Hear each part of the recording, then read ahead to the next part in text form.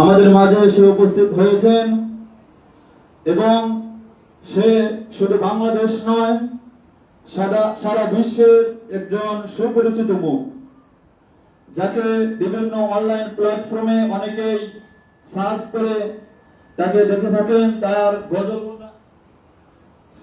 তার নাশিদ হামদে বারি তাআলা এবং নবী রাসূল সাল্লাল্লাহু আলাইহি ওয়াসাল্লাম বাংলাদেশ নয় সারা বিশ্বে সুপরিচিত এবং তার বয়ান অত্যন্ত সুমধুর কণ্ঠ দিয়ে সে মানুষকে মন উতলা করে থাকেন। সে আমাদের ব্যক্তি, আমাদের বড় ভাই মাওলানা মুফতি জুবায়ের আহমদ তাশরিফ সাহেব আমাদের মাঝে এসে উপস্থিত হয়েছেন।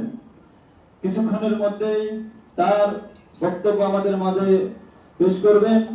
তার আগেই সংক্ষিপ্ত আকারে এই অত্র প্রতিষ্ঠানের সুনামধন্য প্রিন্সিপাল হযরতুল আল্লাহ মাওলানা সেলিম রেজা সাহেব আমাদের মাঝে এসে সংক্ষিপ্ত আকারে বয়ান পেশ করবেন।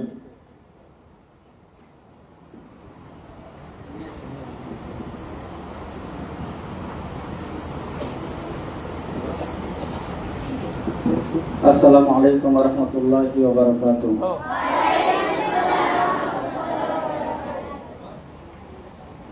এতক্ষণ আমরা দিনার অপেক্ষমান ছিলাম, আমাদের সকলের প্রিয় উনি আমাদের সামনে উপস্থিত হয়েছেন।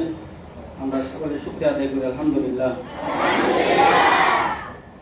উনি এভাবে কোথাও সহজে সবার ডাকে সাড়া দিতে পারেন না ব্যস্ততার কারণে, কিন্তু আল্লাহ তাআলার কাছে শুকরিয়া যে আমি ছোট্ট মানুষ, এরপরে ওনাকে যখন কোন দাওয়াত করি উনি অবশ্যই আমার ডাকে সাড়া দেন। আজকে প্রচুর বৃষ্টি, শরীরে কাদা পড়ছে, তারপরেও আমাদের ডাকে উনি সাড়া দিয়েছেন। আমরা ওনার জন্য দোয়া করবো, আল্লাহ তাআলা যেন ওনাকে ওনার আয়াতের মধ্যে বারাকা দান করেন এবং আল্লাহ তাআলা ওনাকে যেভাবে পুরা বিশ্বের মধ্যে পরিচিত মুখ করেছেন মৃত্যুর আগ পর্যন্ত, এভাবে আল্লাহ তাআলা ওনাকে যেন সারা বিশ্বের মধ্যে কোরআনের খেদমত করার তৌফিক দান করেন। উনি অনেক ক্লান্ত, অল্প সময় আমাদের সামনে কিছু নসিহতমূলক কথা বলবেন এবং কিছু সঙ্গীত তোমাদেরকে চর্চা করাবেন। এরপরে উনি দোয়ার মাধ্যমে আজকের এই মজমা শেষ করবেন।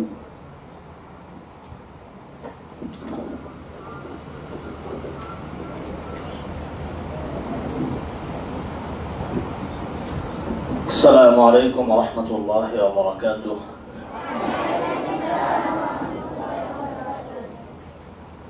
الحمد لله رب العالمين والعاقبة للمتقين والصلاة والسلام على سيد الأنبياء والمرسلين وعلى آله وأصحابه أجمعين. أما بعد فأعوذ بالله من الشيطان الرجيم. بسم الله الرحمن الرحيم. فمن زحزح عن النار وأدخل الجنة فقد فاز وما الحياة الدنيا إلا متاع الغرور. صدق الله العظيم. وقال النبي صلى الله عليه وسلم الدنيا سجن المؤمن وجنة الكافر أو كما قال النبي عليه الصلاة والسلام. আল্লাহ সুবহানাহু ওয়া তাআলা আলিশান দরবারে হৃদয়ের গভীর থেকে শুকর আদায় করছি যে মহান রব্বুল ইজ্জত ওয়াল জালাল আমাদেরকে সুস্থতা দান করেছেন। কোরআনের মজমায় মানুষ মাঝে মধ্যে বসতে পারে, আর আমরা আল্লাহ রাব্বুল আলামিনের ভালোবাসার স্পেশাল বাছাইকৃত বান্দা, যার কারণে আল্লাহ রাব্বুল আলামিন আমাদেরকে 24 ঘন্টা সময় কোরআনের বাগানের ভিতরে রেখেছেন। কোরআনের বাগানের ভিতরে আমাদেরকে স্থান করে দিয়েছেন। সেজন্য হৃদয়ের গভীর থেকে হৃদয়ের আবেগ অনুভূতি উজাড় করে আল্লাহ রাব্বুল আলামিন আলিশান দরবারে সকলেই পড়ছি আলহামদুলিল্লাহ।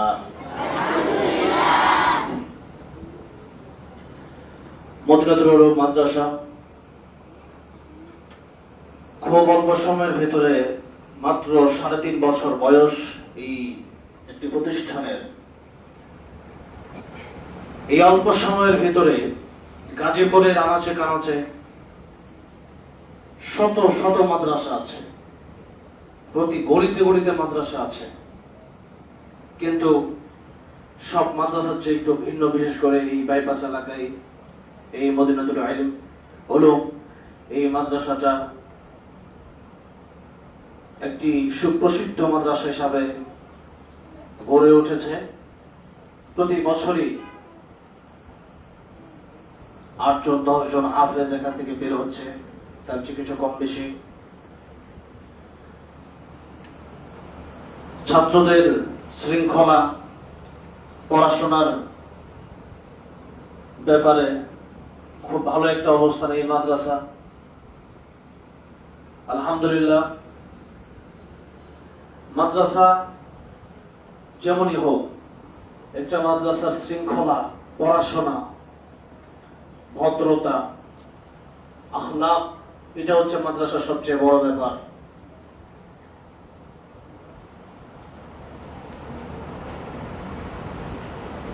দেওবন্দ যখন আল্লামা মাহমুদুল হাসান দেওবন্দি রহমতুল্লাহ পড়াশোনা শুরু করেছিলেন, ডালিম গাছের নিচে পড়াশোনা শুরু করেছিলেন, কিন্তু সারা পৃথিবীতে ওনার মতো আলেম খুব কম। আল্লাহর এই পৃথিবীতে শ্রেষ্ঠ আলেমদের ভিতরে আল্লাহ রাব্বুল আলামিন ওনাকে রেখেছেন। তার মানে মাদ্রাসা, এটার পরিবেশ যেমনই হোক, এটার হতে পারে ওই রকম দামি টাইলস, দামি অনেক ধনী ফ্যামিলির সন্তান এখানে আছে, কিন্তু মাদ্রাসার কোরআন শরীফ পড়ার পর সারাদিন নামাজ, জিকির, আজকার, সুন্নাহভিত্তিক জীবনযাপন করার পরে যখন আলু ভর্তা ডাউল দিয়ে মানুষ খায়, তখন এই খাবার মজা পাওয়া যায়। আর যদি মানুষ হারাম জিন্দেগি, আল্লাহ রাসূলের অবাধ্য জিন্দেগি যদি কেউ যাপন করে, তখন সে ব্যক্তির গরুর গোশত, মুরগির গোশত, খাসির গোশত, উটের গোশত দিয়েও ভালো লাগে না, খাবার ভালো লাগবে না।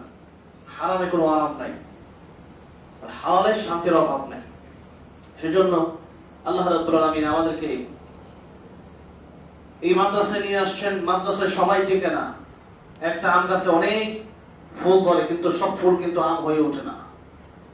কিছু ফুল প্রথমে ঝরে ঝরে যায়, এরপর কিছু আম ছোট, মোটামুটি ছোট থাকতেই এগুলো নষ্ট হয়ে যায়, পড়ে যায়। এরপরে কিছু আম পাকার আগে এগুলো বৃষ্টি আসার সময় এগুলো নষ্ট হয়ে যায়। অবশেষে 1 লক্ষ ফুল ধরলে দেখা যায় যে 2,500 3,000 আম টিকে। এই মাদ্রাসা সেম এরকম। একটা মাদ্রাসা সৌন্দর্য, পড়ালেখা, একটা ছাত্র মানুষ হয় 4 জনের মাধ্যমে।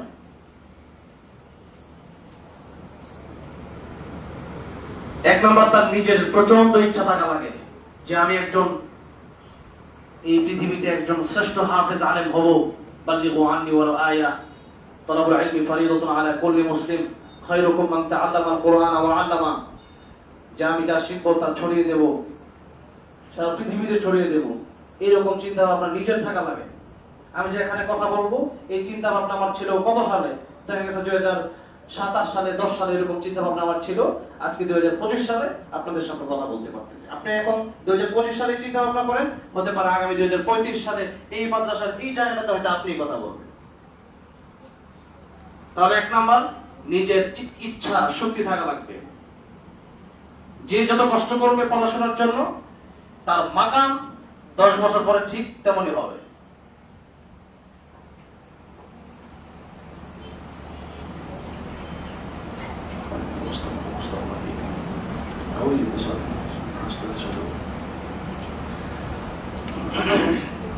সবাই মনোযোগ দিয়ে শুনবেন। মনোযোগ যদি কারো না থাকে, যদি কারো এদিক সেদিক আপনার হাসাহাসি করেন বসে বসে, তাহলে আমার ডিস্টার্ব হয়ে যাবে। এটা ছাত্র উস্তাদ উভয়কে বলছে, আপনি দয়া করে একটু বাইরে চলে যাবেন।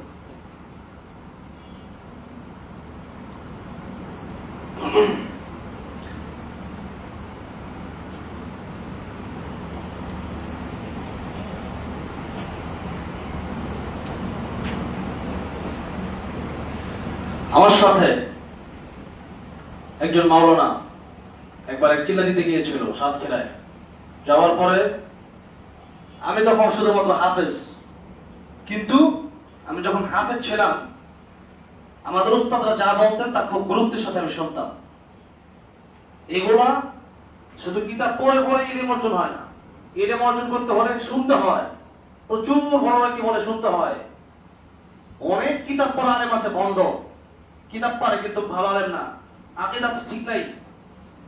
অনেক আলেম আছে কিতাব পারে ভালো, মাযহাব মানে না। অনেক আলেম আছে ভালো, কিতাব পারে ভালো, এরপর মাজার বিশ্বাস করতেছে, বেদাতের সাথে জড়িত। কেন? সে ওইটা বুঝতে পারে নাই। ওই যে কথাগুলা তার অন্তর থেকে সে এইভাবেই শুনে আসছে, ওই কথাগুলো শোনে নাই, পায় নাই। অনেক কিতাবে অনেক লেখা আছে, যখন মানুষ পড়াশোনা করে সে বুঝে একটা, কিন্তু আলেম যখন বলে তখন সে বুঝে যে আল্লাহ কিতাবে কি বুঝলাম, উনি বললেন কি। অর্থ বোঝা এক জিনিস, আর কোরআন হাদিসের মর্মার্থ বোঝা সেটা আরেক ব্যাপার। এই জন্য আমি যখন হিফজ পড়েছিলাম, যে কথা বলতেছিলাম, অনেক কথা হুজুরা বলতেন, এগুলো খুব গুরুত্বের সাথে সামনে বসে শুনতাম। তাতে করে কি হয়েছে, সাতক্ষীরা আমি চিল্লা দিতে গেলাম, ওই আলেম চিল্লা দিতে গেল। চিল্লা দেওয়ার সময় অর্থাৎ দাওয়াতি তাবলীগের কাছে গেলে মসজিদে, বিভিন্ন মসজিদে যায় যে মানুষ, তখন ইমাম ও ইকরামের কথা বলা লাগে। আমার দেওয়া হয়েছে ইমাম ও ইকরামের কথা বলার জন্য। আমি 2-3 দিন 4 দিন বলছি। একদিন ওনাকেও দিয়ে দেওয়া হলো যে আপনি আজকে বলেন। উনি অনেক বড় মাওলানা, তো যেমন হোক বড়ই বলতেছি। তো ওনাকে যখন দেওয়া হলো, উনি প্রথম সামনে গিয়ে সালাম দেওয়ার পরে চুপ করে বসে আছে। 4-5 মিনিট বলার পরে আর বলতে পারতেছে না। এখন তো সবাই হাসতেছে। আমি যদি এখন আপনাদের সামনে বসে, আমাকে কথা বলার জন্য দেওয়া হয়েছে, আমি যদি 2 মিনিট বলে যদি কথায় আটকা যাই, তাহলে আপনারা হাসবেন না? যে কাকে আনছে, কথাই বলতে পারে না, হাসবেন। এখানে বসে কথা বলে এত সহজ না, ভিতরে ভিতরে থাকতে হয়, তাহলে কথা বের হয়। আপনারা আজকে শুনতেছেন, এটা মনোযোগের সাথে শুনবেন। এই আজকের কথাটা আপনি 10 বছর পরে গিয়ে বলতে পারবেন। সেই আলেম সাতক্ষীরায় আমরা চিল্লা দিতে গেছিলাম, সাতক্ষীরা একবারে সুন্দরবনের পাশে। সেখানে যাওয়ার পরে সেই আলেম কথা বলতে পারলো না, আমাকে দিল। এখন সবাই তাকে হাসাহাসি করতেছে, সে একটা লজ্জায় পড়ে গেল। সেই সাতক্ষীরা থেকে সে পালায় চলে আসছে। বুঝলেন কেন চলে আসছে? কারণ কথা বলার যে একটা মাত্রা, শক্তি, কথা বলার যোগ্যতা আল্লাহ তাকে দেয় নাই। সে কথা বলতে পারে না, সে দাওরা হাদিস করেছে। দাওরা হাদিস করার পরও সেখানে গিয়ে আটকে আছে। আর আমি হিজ করে সেখানে পারছি কেন? আমার ইচ্ছা ছিল 1 নম্বর, যে এইরকম আমি যখন দেখতাম যে আমাদের মাদ্রাসায় বক্তারা আসতো, কারি সাহেবরা আসতো, শিল্পীরা আসতো, দেখতাম লক্ষ লক্ষ মানুষের সামনে তারা গাইতো, তারা ক্যাপ করতো, তারা ওয়াজ করতো, তখন আমার মনে চিন্তা ছিল যে আমি ওই দিন আমার কিতাবে ইলমের চাইতে আমার আউট নলেজ আমার বেশি। বাংলাদেশে অনেক আলেম আছে যারা বাংলাদেশে ওয়াজ করে, বড় বড় আলেমরা ওয়াজ করে। আমি ছোট একজন মানুষ, যে আমি এই বয়সে আমি ওয়াজ করতেছি, আমার কিতাবে ইলমের চাইতে আউট নলেজটাই বেশি। উস্তাদের কথা শোনার কথা আমি বেশি বলতে পারি। এবং আমার একটা আলোচক শুধু কিতাবে ইলম থাকলে মাহফিল ওয়াজ করতে পারে না। একটা আলোচক তখন ওয়াজ করতে পারে যখন বাংলাদেশের সবার সাথে, পৃথিবীর সবার সাথে সে মিশতে পারে, বসতে পারে, সে পরিবেশ বোঝে। যেমন উনি মাঝে থেকে আমার মাদ্রাসায় যায়, ওনার সাথে আমি যেরকম আচরণ করি, আমি কি 10 জন সাধারণ মানুষের সাথে সে আচরণ করি? করি না। 10 জন সাধারণ মানুষ গেলে গুরুত্বপূর্ণ কথাবার্তা বলে শেষ করে দিই। আর উনি গিয়ে ওনার সাথে মাদ্রাসা ঘুরি, দেখাই, কথা বলি, দেখা গেছে যে ওনার কাছ থেকে কিছু পরামর্শ আমি নিজে নেই। আমি বলি আপনারটা কিভাবে চলতেছে বলেন, আমিও কিছু পরামর্শ দিয়েছি ওনাকে। এবার উনি পরামর্শ নিয়ে বললেন যে আপনি কিভাবে দিলেন, তো অনেক কঠিন ব্যাপার। এই যে ব্যাপারগুলো, ওনার সাথে চলাফেরা একরকম হবে না। আবার ডক্টর আসুক তার সাথে চলাফেরা, কোন এলাকার নেতা আসুক তার সাথে আমার চলাফেরা অন্যরকম, সবার সাথে একরকম চলাফেরা না। প্রত্যেকটা মানুষের সাথে চলাফেরা হবে ভিন্ন রকম। তো এই জন্য যেমন কাতার গেলাম, কাতার যাওয়ার পরে ওখানে দেখলাম তারা কেন পেশেন্টটা পছন্দ করে না। আবার মিশর গেলাম, আর মিশর যাওয়ার পরে দেখলাম তারা খালি কেরাত পড়তে বলতেছে আমাদের। সেখানে আমি কেরাত পড়লাম, মানুষ খুব খুশি, কারণ সেখানে আব্দুল বাসিত রহমতুল্লাহ থেকে শুরু করে এই পর্যন্ত মিশরের বিশ্বের সবচেয়ে বড় বড় জ্ঞানী সেখানে ছিলেন। আর যেখানে পরিবেশ বুঝে চলার ক্ষমতা আল্লাহ সবাইকে দান করেন না। সব উস্তাদ দেখবেন একরকম না, কেউ একটু নরম তবিয়তের, কেউ একটু গরম তবিয়তের।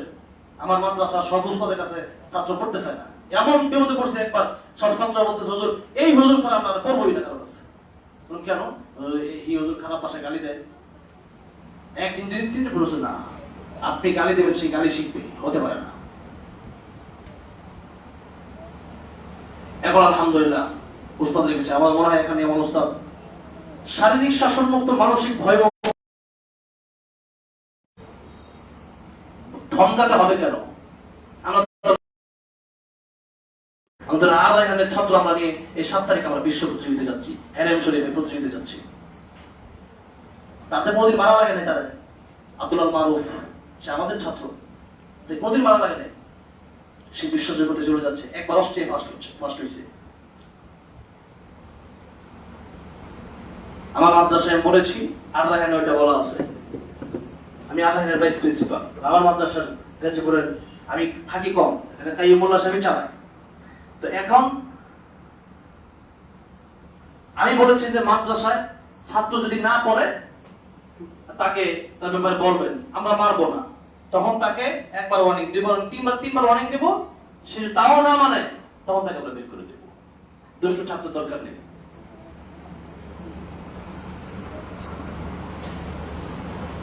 এক একজন বাচ্চা বিভিন্ন জায়গা থেকে আসছে। যদি আমরা পারি তাহলে আপনারা পারবেন না কেন? পারবেন, সম্ভব হবে। কিন্তু কিছু কৌশল আছে। যুদ্ধে জয় করা যায়, বন্দুক আর কামানের মাধ্যমে যুদ্ধে জয় করা যায় না। পৃথিবীতে যে বড় বড় যুদ্ধ হয়, সেই যুদ্ধতে যখন এক দেশ আরেক সাথে জয় করে, শুধু কামান দিয়ে আর বুলেট দিয়ে জয় করে না, কিছু কৌশল খাটাতে হয়। সেই কৌশলের মাধ্যমে তারা জয়লাভ করে। এই জন্য কিছু কৌশলের মাধ্যমে মাদ্রাসার পড়াশোনা, মাদ্রাসার পরিস্থিতি, মাদ্রাসার অবস্থান চেঞ্জ করা সম্ভব।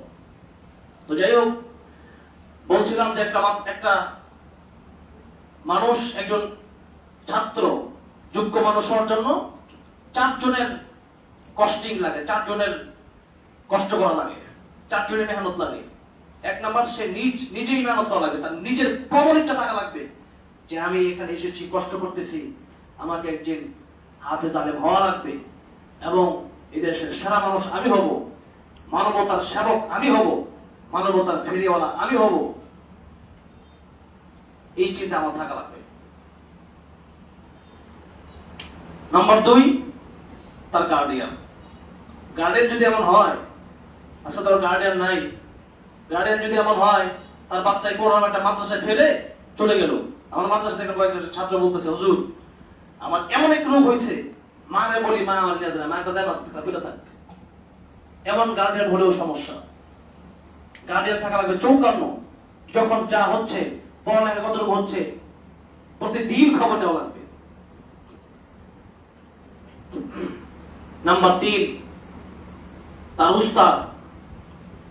উনি এখানে পরিচালনা করে, তার উনি সারাদিন সবক ছাত্র শুনতেছে না।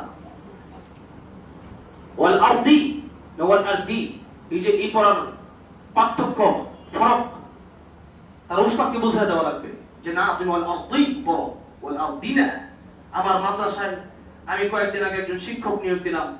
নিয়োগ দেওয়ার পরে সেই শিক্ষক নামাজ পড়াতে যখন গেলেন, নামাজের মধ্যে এরকম দদের জায়গায় ডাল পড়লেন।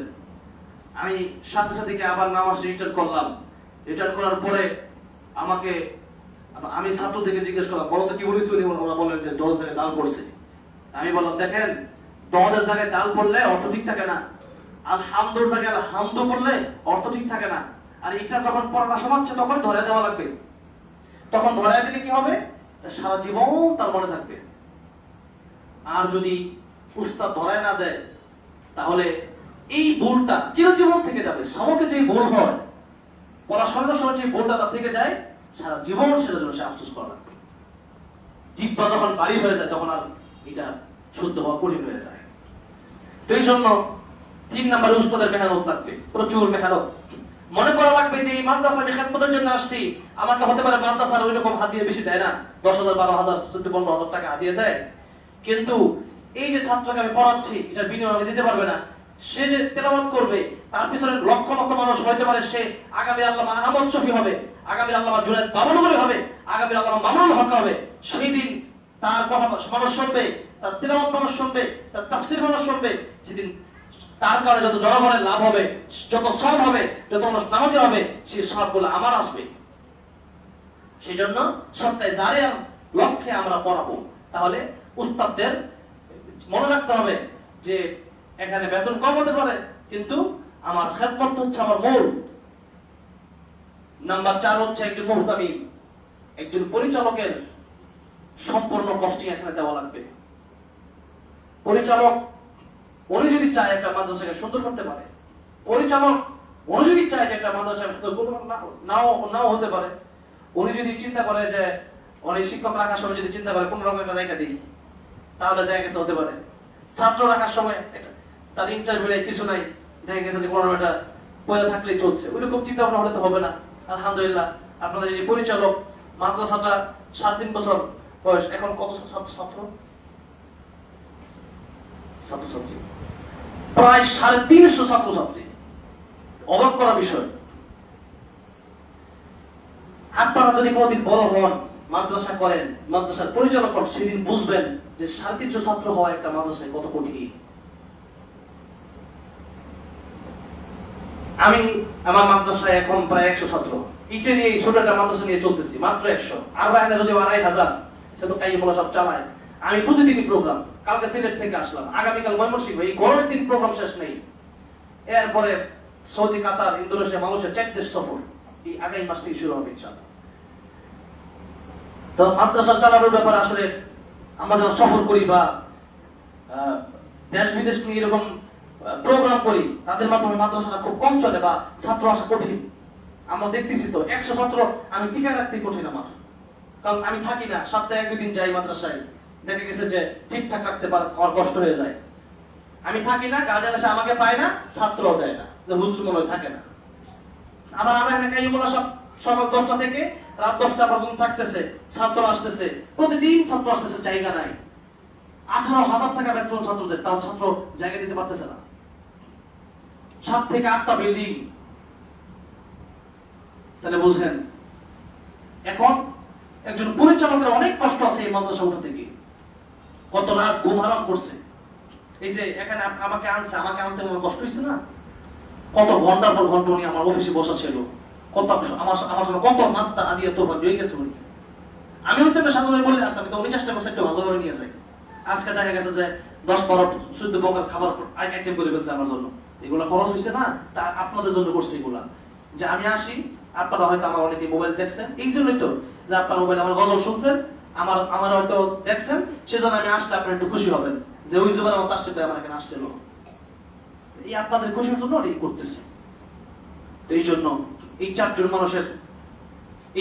মানুষের মেহনত থাকলে একজন ছাত্র মানুষের মতো মানুষ হবে। কিন্তু মনে রাখতে হবে, আপনার যদি ইচ্ছা না থাকে, আপনার গার্ডিয়ানও কাজ হবে না, উস্তাদেরও কাজ হবে না, মুহতামিমের সাহেবের কাজ হবে না। আপনার প্রচন্ড ইচ্ছা থাকলে হবে আমি পড়বো, আমি মানুষের মতো মানুষ হবো, কারণ দুনিয়া চিরজীবনের জন্য না।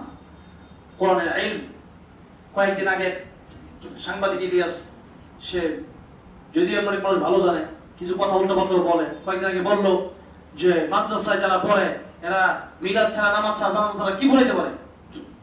তো আমি ইকোনমিক তারা জানে কিনা, তো তখন আমি পরে 1 না 2 দিন পরে আমি আবার বয়ান দিয়েছি, আহাল্লাহুল বাই'a ওয়া হারামার রিবা, আকিমুস সালাতা ওয়া আতুজ যাকাত, ইয়া আইয়ুহাল্লাযীনা আমানু ইযা তাদায়ানতুম বিদাইনিন ইলা আজালিন মুসাম্মান ফাকতুবু। এই সব হচ্ছে ইকোনমিক।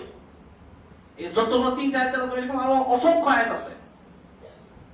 এই আয়াতগুলো আল্লাহ প্রবলেম ইকোনমিক্স নিয়ে নাযিল করছে, কিন্তু উনি কোরআন শরীফ পড়েন জানতে কিভাবে?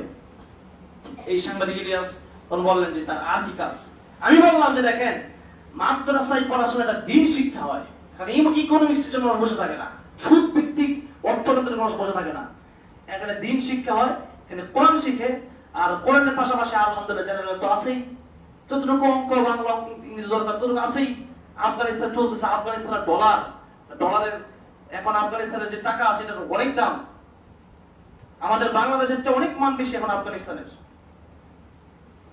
যুগের পর যুগ যুদ্ধ চলছে, এরপরে এখন টাকার দাম এত বেশি, তা আমরা পারবো না কেন? তার মানে তাদের দেশ গড়ার নিয়ম হচ্ছে সুদভিত্তিক অর্থনৈতিক ব্যবস্থা। এরপরে দেখা গেছে যে এই দুনিয়াতে তাদের মতো করে দুনিয়াটা করা, পর্দাবিহীন, নারীদেরকে ছেড়ে দেওয়া, সমান অধিকার দেওয়া। কিন্তু আমরা যখন বাংলাদেশের রাষ্ট্র ক্ষমতায় যাবো ইনশাআল্লাহ, তখন আমরা রাষ্ট্র চালাবো কোরআন দিয়া, রাষ্ট্র চলবে সুন্নাহ দিয়া। যখন রাষ্ট্র কোরআন সুন্নাহ দিয়ে চলছে, তখন অর্ধ জাহান কেউ চালাইছেন না, কেউ অন্তত মানুষ মারা যেত না। আর এখন তাদের ইকোনমিক্স আর এই সুদ ভিত্তিক অর্থ ব্যবস্থা দিয়ে পৃথিবী যাচ্ছে কোন দিকে? মানুষ না খেয়ে মারা যাচ্ছে, চালার জন্য মানুষকে মেরে ফেলা হচ্ছে। এই যে সিস্টেম, মূল কথা হচ্ছে সব কিছু কোরআন হাদিসে আছে। কোরআন এবং সুন্নাহ ভিত্তিক অর্থ ব্যবস্থা, রাষ্ট্র ব্যবস্থা, পারিবারিক ব্যবস্থা, রাষ্ট্র সব ব্যবস্থা কোরআন সুন্নাহে আছে। কিন্তু উনি যে কথা বলে যে হাফেজ হলে পরে তারা তো সব অর্থ জানে না, আমি বললাম আরে বেকুফ, একজন হাফেজ সে তো আলেম হয় নাই। একজন ডক্টর সে কি ব্যবসায়ী হতে পারে? সে কি ব্যবসা বুঝে, অঙ্ক বুঝে? আবার একজন ইঞ্জিনিয়ার সে কি ডক্টরই বুঝে? বুঝে না। তাহলে হাফেজ সে কোরআন তাফসীর বুঝবে কিভাবে? আলেম সে শুধু আলেম হইছে, মুফতির মতো ফিকহ তো তার ভিতর থাকবে না। তাহলে সে কোরআন লেখার মানেই জানে না। এখানে হাফেজ আছে, আলেম আছে, মুহাদ্দিস, মুফাসসির, মুফতি, এত বড় লেখা আছে জানেই না, উলুমুল হাদিস। তাহলে আমরা তো পড়তেছি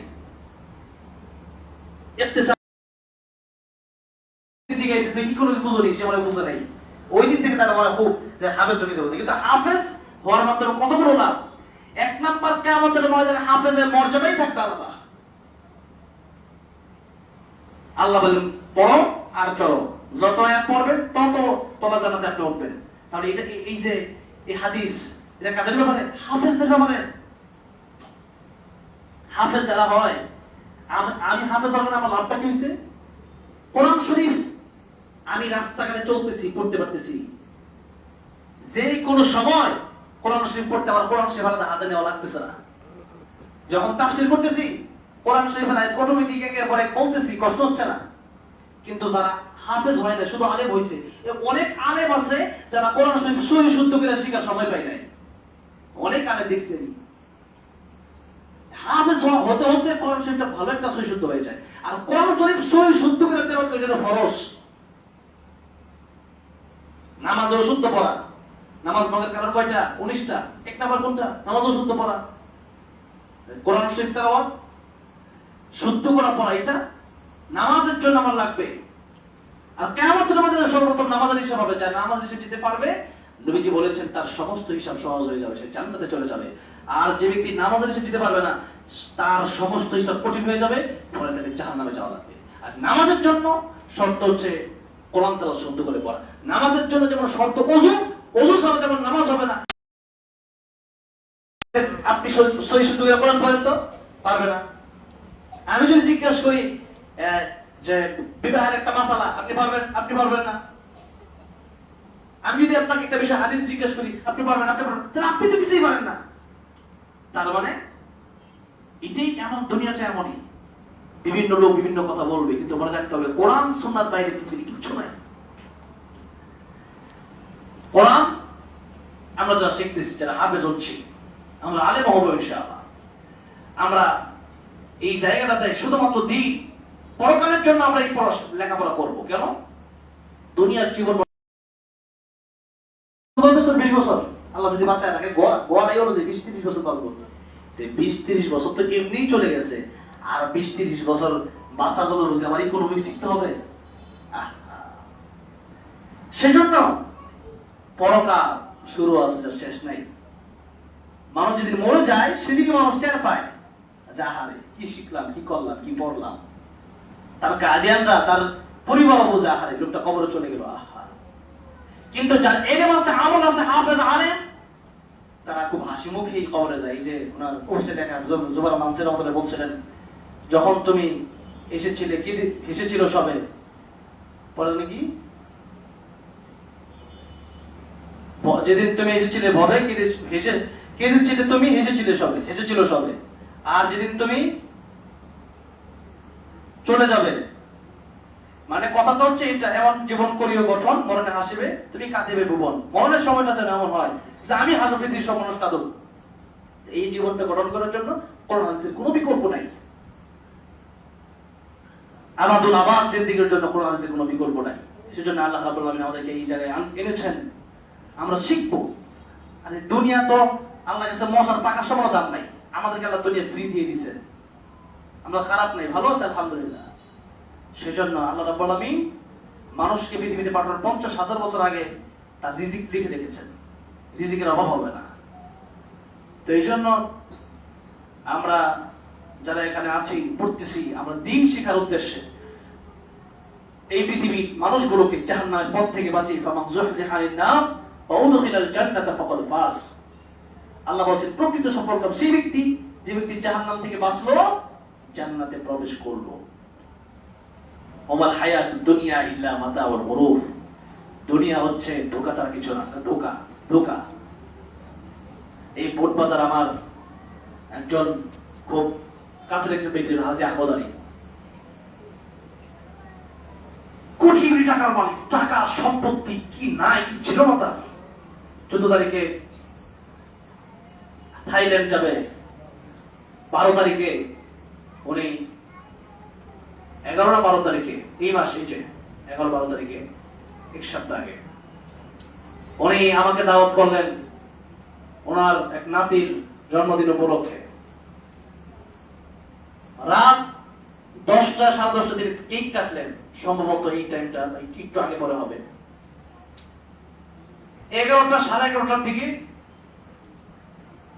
সম্ভবত উনি অসুস্থ হলেন। এই 12টার মধ্যে মৃত্যু হয়ে গেল।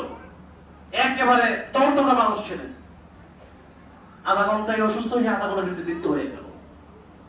কল্পনা করতে 11টায় যে ব্যক্তি আড্ডা দিচ্ছে, সুন্দর স্বাভাবিক কথা বলতেছে, হাঁটতেছে, ঘুরতেছে আমাদের সাথে, এই ব্যক্তিটাই 12টায় মারা গেল। তাহলে তাদের যে অর্থনীতি, যে অনেক পড়াশোনা, এগুলো দিয়ে তো তারা চাঁদাবাজি বন্ধ করতে পারে না, জুলুম বন্ধ করতে পারে না। আমাদের পড়াশোনার মাধ্যমে আমাদের ধর্মমন্ত্রী আবু খালিদ সাহেব, এখন বাংলাদেশের যিনি ধর্মমন্ত্রী, ধর্মোপদেষ্টা, তিনি যারা হজে গিয়েছেন কয়েকদিন আগে, বাড়ি ভাড়া বা অন্যান্য খরচ একটু কমায় প্রায় সম্ভবত 8.5 কোটি টাকা মানুষকে আবার ফিরিয়ে দিচ্ছেন। তাহলে একজন আলেম যখন ধর্মমন্ত্রী হলো, তখন টাকা মানুষের পকেটে আসতেছে। আর আলেমও যখন রাষ্ট্র ক্ষমতা থাকে না, তখন তাদের নিজের জনগণের টাকা সরকারে দিতে হয়, দাও। তাহলে আলেমদের মাধ্যমে দেশ আরো সুন্দর চলে। আমরা আখিরাত গোছানোর জন্য সারা জীবন দেব, দুনিয়ার জন্য একটু সময় দিতে পারি। প্রিয় ছাত্র ভাইরা, এই জন্য আমরা এখানে এসেছি। এই জায়গাটাকে আমাদের মর্যাদা দিতে হবে, আমাদের প্রবল ইচ্ছা থাকতে হবে যে আমি আলেম হব, আমার চেয়ে বড়। এটা অহংকার না, বরং মনে রাখতে হবে আমি আল্লাহর সবচেয়ে পছন্দের ব্যক্তি, আমি আল্লাহর সবচেয়ে প্রিয় বান্দা। যার কারণে আল্লাহ আমাকে মাদ্রাসা এনেছেন, কোরআন হাদিস শেখার তৌফিক দিয়েছেন। আল্লাহ রাব্বুল আলামিন এই মাদ্রাসাকে কবুল করেন। এই মাদ্রাসার পরিচালক, উস্তাদ, তালিবুল ইলম, গার্ডিয়ান প্রত্যেককেই আল্লাহ রাব্বুল আলামিন দ্বীনের জন্য কবুল করেন, আমিন ইয়া রাব্বাল আলামিন। আপনারা তো গজল শোনার জন্য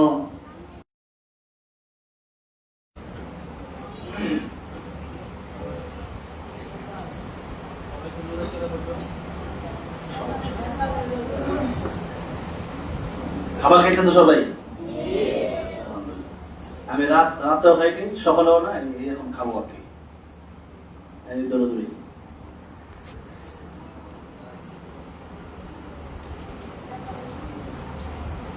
তিলাওয়াতের মাধ্যমে আমরা আর 10 মিনিট থাকবো, ছিল 10-12 মিনিট তিলাওয়াত এবং একটা গজলের মাধ্যমে প্রোগ্রাম শেষ করতেছি। আউযু বিল্লাহি মিনাশ শাইতানির রাজীম। বিসমিল্লাহির রাহমানির রাহিম।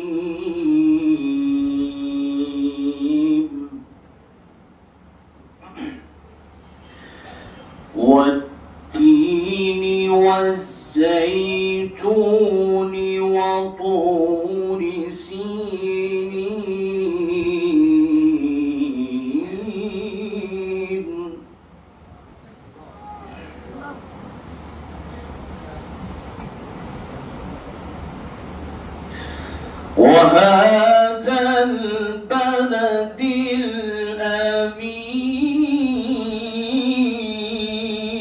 الأمين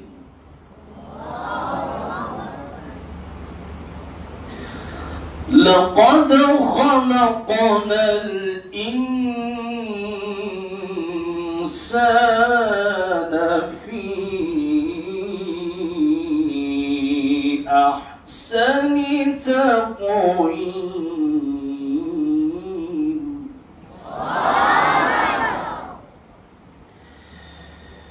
بسم الله الرحمن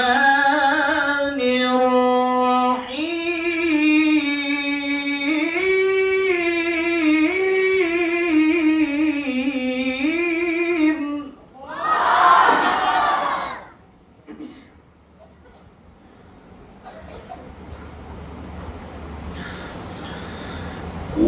والتين والزيتون وطور سينين وهذا البلد الأمين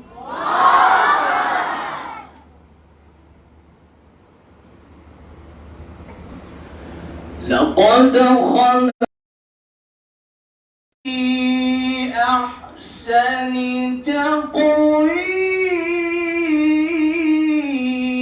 تقويم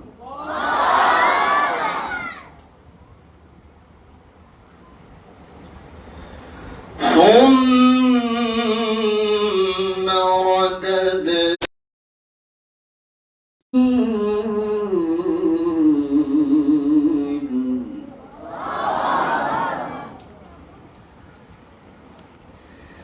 إلا الذين آمنوا وعملوا الصالحات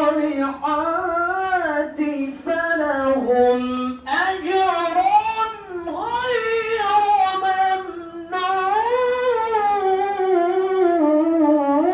ممنون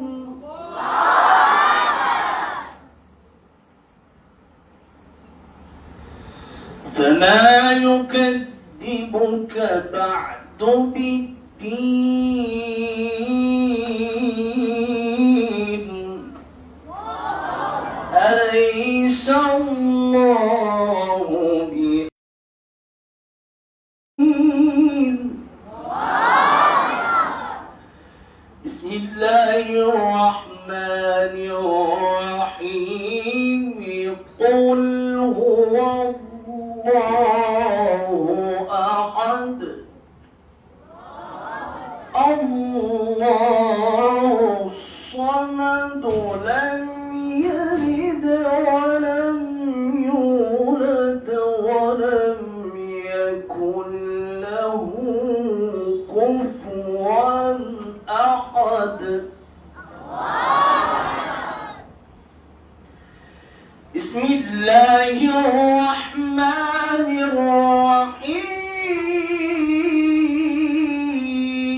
الرحيم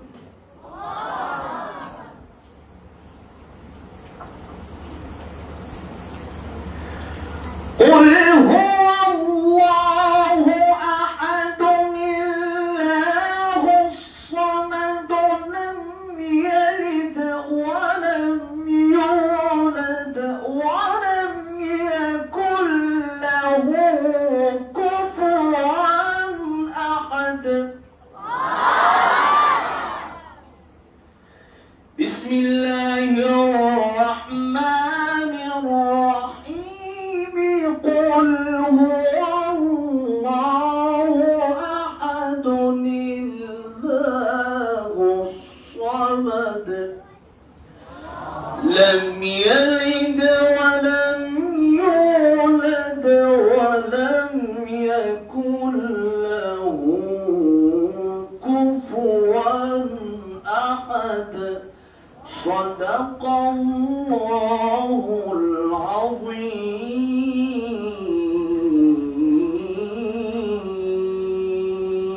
العظيم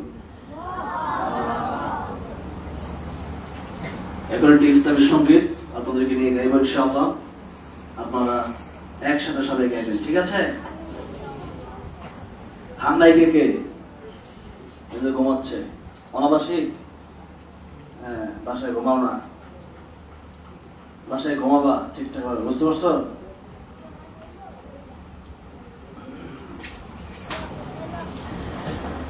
আজ কেন পৃথিবীটা লাগে এত সুন্দর, সে কোন রূপকারে সাজানো এ চরাচর, সে কোন রূপকারে সাজানো এ চরাচর।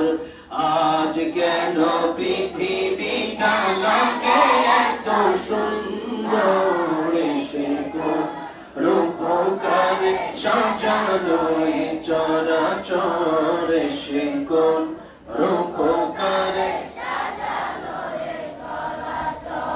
চারিদিকে নবরূপে করে ধরা ঝলমল, সেই রূপ দেখে হয় আখি দায় শশীতল, আখি দায় শশীতল, আখি দায় শশীতল, আখি দায় শশীতল। কেটে গেছে কুৎসিত নিশীথের প্রহরে, সে কোন রূপকারে সাজানো এ চরাচর, সে কোন রূপকারে সাজানো এ চরাচর।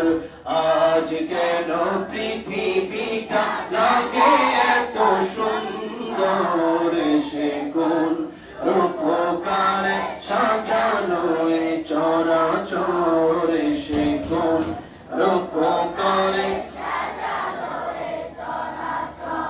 বনে বনে ফুটে ফুল করে পাখি কলরব, সবখানে কেন এত আয়োজন উৎসব, আয়োজন উৎসব, আয়োজন উৎসব, আয়োজন উৎসব। কুঞ্জনে মুখরিত ভুটামোর প্রান্তরে, সে কোন রূপকারে সাজানো এ চরাচর, সে কোন রূপকারে সাজানো এ চরাচর।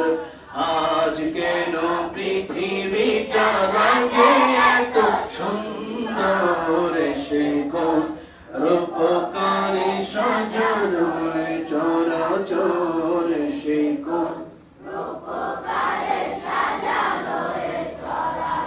উল্লাস করে আজ সাহারার লোহায়, ফোরাতের জলরাশি কোলে কোলে উছলায়, কোলে কোলে উছলায়, কোলে কোলে উছলায়, কোলে কোলে উছলায়। পর্বত চূড়া হতে নেমে আসে নির্ঝরে, সে কোন রূপকারে সাজানো এ চরাচর, সে কোন রূপকারে সাজানো এ চরাচর। আজ কেন পৃথিবীটা সুন্দর, সে কোন রূপকারে সাজানো এ চরাচর, সে কোন রূপকারে সাজানো এ চরাচর, সে কোন রূপকারে সাজানো এ চরাচর, সে কোন রূপকারে সাজানো এ চরাচর। আরেকটা গাওয়ার জন্য কোনটা নেবে বলেন? কোনটা টিভিতে দেখেন?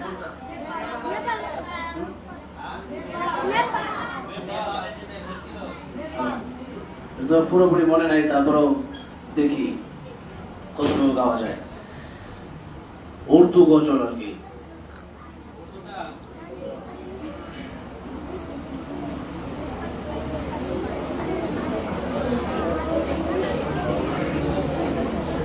কিতাবখানা আছে না? ও মাশাআল্লাহ, আমি তো জানি না কিতাবখানাতে আছে, তাও তো উর্দু বুঝবে মাশাআল্লাহ।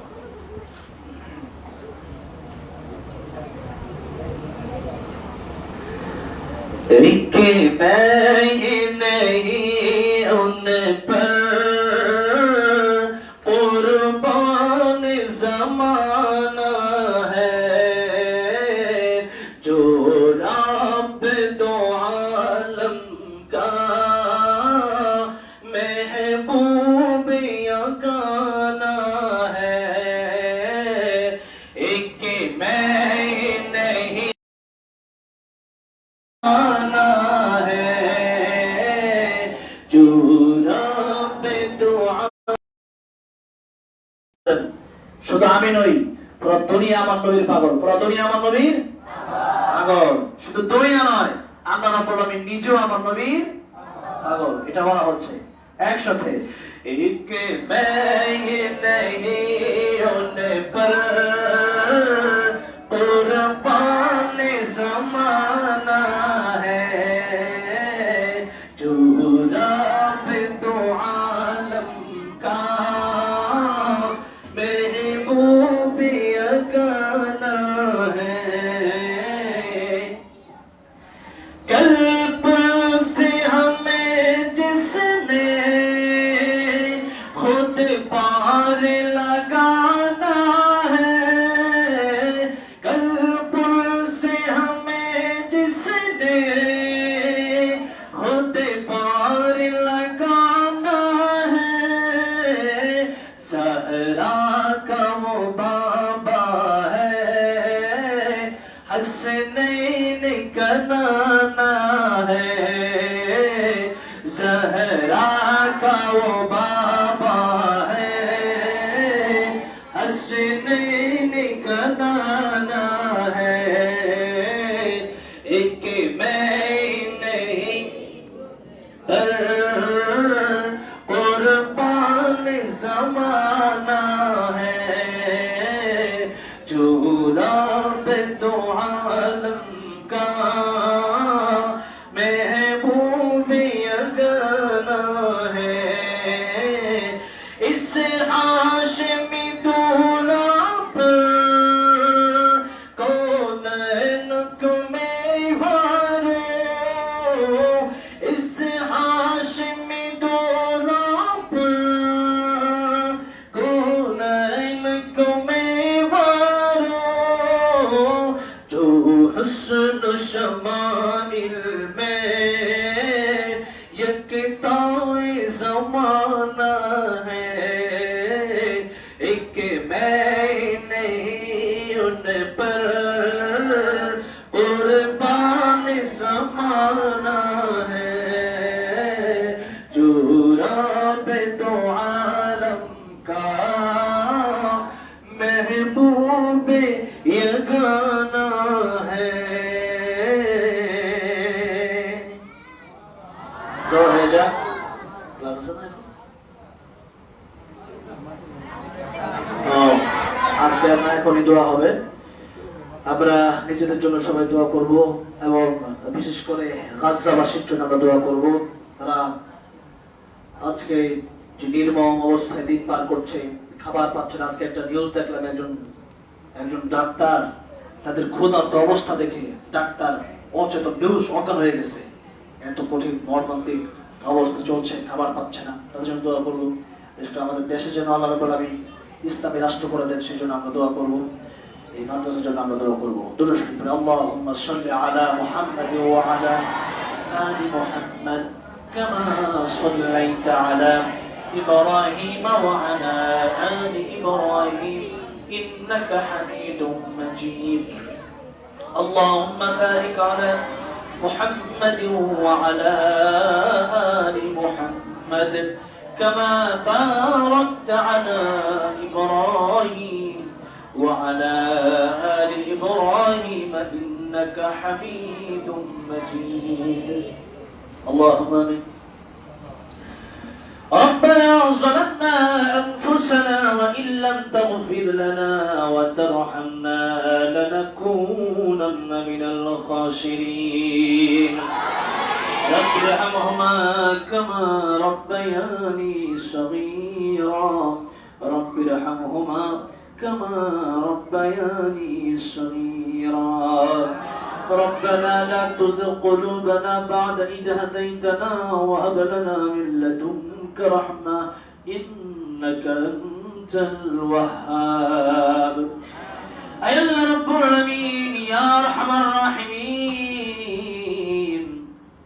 তোমার প্রিয় তালিবুল ইলম আয় আল্লাহ রাব্বুল আলামিন কোরআনের পাখিদেরকে নিয়ে নাবালিগ মাসুম বাচ্চাদেরকে নিয়ে আয় আল্লাহ আলেমদেরকে নিয়ে আয় আল্লাহ নিয়ে জান্নাতের বাগানে তোমার নবীজির ঘরে মাদ্রাসায় বসে প্রত্যেকে দুটি হাত ভিক্ষুকের মতো বাড়িয়ে দিলাম আয় আল্লাহ রাব্বুল আলামিন মেহেরবানি করে আমাদের জিন্দেগীর সমস্ত গুনাহগুলি তুমি মাফ করে দাও আল্লাহ রাব্বুল আলামিন মদিনাতুল উলুম মাদ্রাসায় গত বছর এসেছিলাম এবছর আসলাম আল্লাহ রাব্বুল আলামিন কোরআনের পাখিদেরকে আয় আল্লাহ কোরআনের তরবারিদেরকে দেখলে আল্লাহ মনটা ভরে যায় আয় আল্লাহ রাব্বুল আলামিন যারা আমার সাথে হাত বাড়াইলো মদিনাতুল উলুম মাদ্রাসার ছাত্রদেরকে তুমি বিশ্ববিখ্যাত রে কামিল মুফাসসির মুহাদ্দিস মুফতি হক্কানি আলেমদের দায়ী হিসেবে তুমি প্রত্যেককে কবুল আর মঞ্জুর করে নাও এখানে আমার অত্যন্ত কাছের ভালোবাসার মাওলানা সেলিম রেজা সাহেব সহ যত উস্তাদরা এই মাদ্রাসার জন্য দিনকে দিন রাতকে রাত পরিশ্রম করে যাচ্ছে আয় আল্লাহ রাব্বুল আলামিন প্রত্যেকের এই কষ্ট মুজাহাদা তুমি কবুল আর মঞ্জুর করে নাও আল্লাহ রাব্বুল আলামিন এই কষ্টকে কবুল আর মঞ্জুর করে কাল কিয়ামতের কঠিন ময়দানে প্যারা নবী বিশ্ব নবী রাহমাতুল লিল আলামিন সাইয়্যিদুল মুরসালিন খাতামুন নবিয়্যিন আয় আল্লাহ প্যারা নবীর সাথে কিয়ামতের ময়দানে জান্নাতুল ফিরদাউস আমাদেরকে নসিব করে দিও হে রাব্বুল আলামিন আমরা যারা হাত বাড়াইলাম জানি না কার কি নেক বাসনা আছে আল্লাহ রাব্বুল আলামিন দয়া করে প্রত্যেকের মনের নেক বাসনা তুমি কবুল আর মঞ্জুর করে নাও আল্লাহ প্রত্যেকের নেক মাকাসাদ পূরণ করে দাও আল্লাহ এই মাদ্রাসাকে তুমি কিয়ামত পর্যন্ত কবুল আর মঞ্জুর করে নাও এই মাদ্রাসার সমস্ত হাজাত তোমার গায়বী খাজানা থেকে ব্যবস্থা করে দাও আল্লাহ রাব্বুল আলামিন যত অবস্থা অনটন আছে অবনটন তুমি দূর করে দাও আল্লাহ রাব্বুল আলামিন আমার তাসবিহ ইন্টারন্যাশনাল মাদ্রাসাকে তুমি কবুল আর মঞ্জুর করে নাও আল্লাহ রায়হান ইন্টারন্যাশনাল মাদ্রাসাকে তুমি কবুল আর মঞ্জুর করে নাও আল্লাহ রাব্বুল আলামিন तमाम পৃথিবীতে যত কোরআনের মার্কাজ আছে প্রত্যেকটা কোরআনের মার্কাজকে তুমি কবুল আর মঞ্জুর করে নাও আল্লাহ রাব্বুল আলামিন আমাদের এই মাদ্রাসা থেকে আগামী মাসে আল্লাহ একজন শিক্ষক এবং অন্যান্য অনেক মানুষ আল্লাহ উমরায় যাবে আল্লাহ আমি নিজেও আগামী মাসের 7 তারিখে বাইতুল্লাহ যাওয়ার নিয়ত করেছে আয় আল্লাহ সুন্দরভাবে আয় আল্লাহ রাব্বুল আলামিন কেবলমাত্র আয় আল্লাহ পরকালকে ভয় করে আয় আল্লাহ তোমার ভালোবাসায় রাসূলুল্লাহ সাল্লাল্লাহু আলাইহি সাল্লামের ভালোবাসায় মক্কাতুল মুকাররমা মদিনাতুল মুনাওয়ারায় তুমি আমাদেরকে সুস্থতার সাথে পৌঁছায় দাও আল্লাহ রাব্বুল আলামিন বাংলাদেশকে তুমি সমস্ত চাঁদাবাজ দুর্নীতিবাজ আয় আল্লাহ জানেন আয় আল্লাহ রাব্বুল আলামিন আয় আল্লাহ যত দুর্নীতি আছে আল্লাহ সমস্ত দুর্নীতির জুলুম চাঁদাবাজ থেকে বাংলাদেশকে হেফাজত করে দাও আল্লাহ রাব্বুল আলামিন এই বাংলাদেশকে আয় আল্লাহ তোমার ইসলামী রাষ্ট্র হিসেবে তুমি কবুল আর মঞ্জুর করে নাও আয় আল্লাহ কোরআনকে সংসদে ঢুকিয়ে দাও আয় আল্লাহ কোরআন রাজ বাংলাদেশে তুমি কায়েম করে দাও আয় আল্লাহ রাব্বুল আলামিন যখনই গাজার কথা মনে হয়ে যায় যখনই ফিলিস্তিনের কথা মনে হয়ে যায় আয় আল্লাহ খাবার খেতে পারি না ঘুমাতে পারি না আয় আল্লাহ হৃদয়টা ভেঙে চৌচির হয়ে যায় আয় আল্লাহ রাব্বুল আলামিন চোখের সামনে প্রতিদিন কত মানুষের প্রাণ কেড়ে নেওয়া হচ্ছে আয় আল্লাহ মানুষকে খাবারটা ঠিকমতো খেতে দেওয়া হচ্ছে না আয় আল্লাহ ঠুকে ঠুকে প্রতিদিন মানুষের উপর যে নির্যাতন চলছে আয় আল্লাহ রাব্বুল আলামিন মেহেরবানি করে গাজা ফিলিস্তিনকে তুমি তোমার কুদরতি হাতে হেফাজত করো আয় আল্লাহ ইসরায়েলকে চিরতরে ধ্বংস করে দাও আয় আল্লাহ ইহুদি মতবাদ চিরতরে ধ্বংস করে দাও আয় আল্লাহ तमाम পৃথিবীর সমস্ত মুসলমানদেরকে তুমি তোমার কুদরতি হাতে হেফাজত করে নাও আয় আল্লাহ রাব্বুল আলামিন আয় আল্লাহ যা চাইলাম তাও দান করো, যা চাই নাই আমাদের দরকার আল্লাহ তুমি তাও আমাদেরকে দান করো।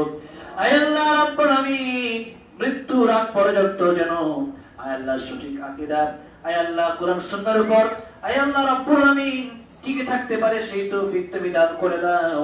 আয় আল্লাহ রাব্বুল আমিন, মৃত্যুর সময় তোমার ওলি বানায়া গুনাহমুক্ত জিন্দেগি আমাদেরকে দিয়ে প্রত্যেককে কবরে যাওয়ার তৌফিক দান করো। সুবহান রাব্বিকা রাব্বিল ইজ্জাতি আম্মা ইয়াসিফুন ওয়া সালামুন আলাল মুরসালিন ওয়ালহামদুলিল্লাহি রাব্বিল আলামিন।